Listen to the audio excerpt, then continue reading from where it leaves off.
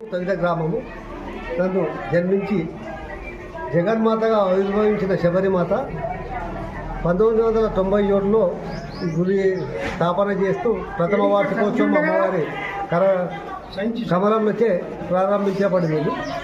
తదుపరి ఇప్పటి వరకు 26 సంవత్సరాలు 27 ఉండే జరుపుతున్నాం. ఇది చుట్టుపక్కల గ్రామాలు తదితర జిల్లా వాసులు అందరూ అమ్మ జన్మస్థలం కాబట్టి అధిక సంఖ్యలో వచ్చి ఆశీర్వచనం పొందుతున్నారు.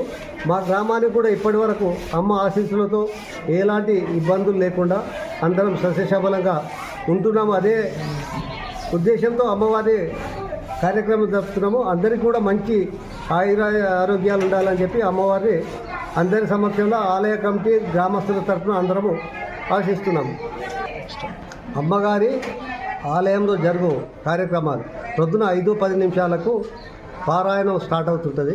తదుపరి అమ్మవారికి అభిషేకము, తదనంతరము నవగ్రహ పూజ, ఆ తదుపరి జెండావిష్కరణ, అమ్మవారి పల్లకి సేవ గ్రామ పూర్వ విధుల గుండా ఊరేగింపు, తదనంతరము అమ్మవారికి పాదపూజ ఇటు జరుగుతుంటుంది. అటు హనుమాన్ మందిర్ ముందున్నది కనుక హనుమాన్ మందిర్లో కూడా చంద్రము పెట్టడం జరుగుతుంది.